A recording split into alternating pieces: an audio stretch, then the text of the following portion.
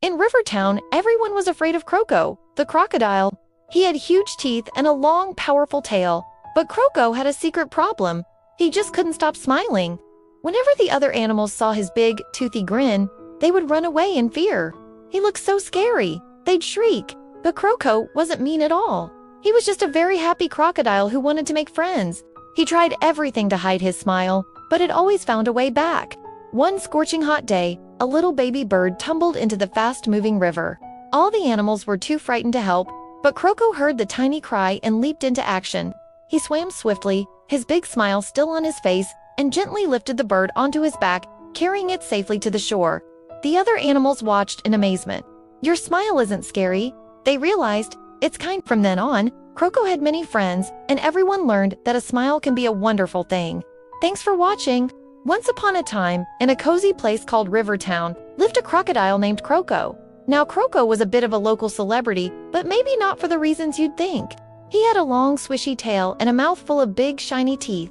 But the most noticeable thing about Croco was his smile. It was a huge, toothy grin that stretched from ear to ear, and he simply could not make it go away. It was a permanent feature, like the scales on his back. Whenever Croco strolled through town, his giant smile leading the way, the other animals would scatter. A little bunny might be hopping along, see Croco and yelp, "Oh no, he looks so scary with all those teeth," and then dash into a bush. A family of ducks waddling by the pond would flap their wings in a panic and fly away. "Look at that grin. He must be thinking about his next meal." They'd quack, but they had it all wrong. Croco wasn't mean or scary. He was actually one of the happiest crocodiles you could ever meet. His smile wasn't a threat. It was just a sign of his cheerful heart. Poor Croco felt so misunderstood. He really tried to hide his smile so he wouldn't frighten everyone. He'd try to cover his mouth with his big front claws, but his smile was so wide it would just peek out from the sides. He'd try looking down at the ground, hoping no one would see his face, but that just made him trip over roots and bump into things. He'd even try to practice frowning in front of a puddle, but his face muscles just wouldn't cooperate. No matter what he did, that big, happy smile would always pop right back into place, as bright and wide as ever. This made Croco feel very lonely. He longed for friends to share his happy thoughts with. He wanted to play games, tell jokes, and splash in the river with others. "I just want some friends," he'd whisper to himself, his voice soft and sad.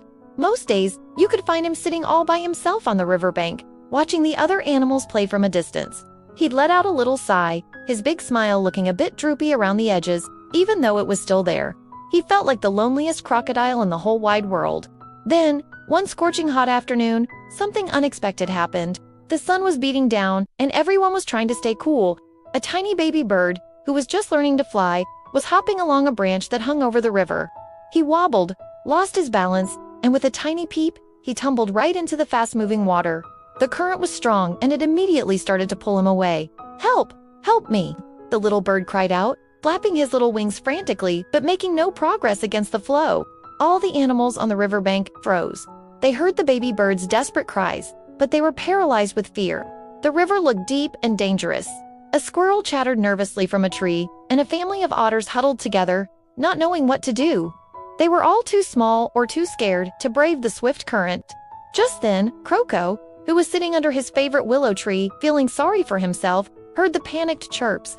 He lifted his head, his big eyes scanning the water until he saw the tiny, struggling bird. Without a second thought, Croco sprang into action. He didn't hesitate. He launched himself off the bank and into the river with a mighty splash.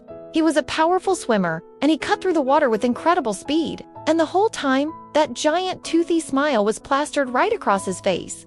To anyone watching, he might have looked like he was chasing his lunch, but his heart was set on something entirely different. He swam faster and faster, his eyes locked on the little bird who was quickly getting tired. He reached the baby bird in just a few powerful strokes. Gently, so gently, he dipped his long snout into the water and nudged the little bird. He carefully guided the frightened chick onto his wide, scaly back, creating a safe little island in the middle of the rushing river.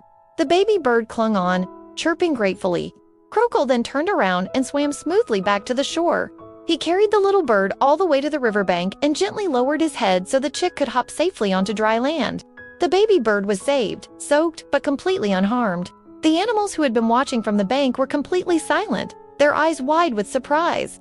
They had expected the worst, but they had just witnessed an act of incredible bravery and gentleness. The baby bird's mother flew down and nuzzled Croco's snout.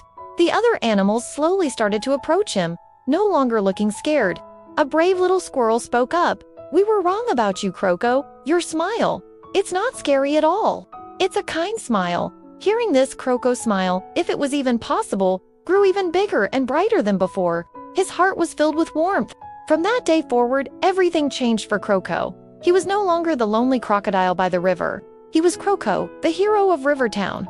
The other animals weren't scared of his smile anymore. They saw it for what it truly was, a sign of his kind and happy spirit. They learned a very important lesson that day. Sometimes, things that look different or scary on the outside are actually wonderful on the inside. And Croco, he finally had all the friends he could ever wish for, proving that being yourself is the best thing you can be. Thanks for watching. Don't forget to like and subscribe for more stories.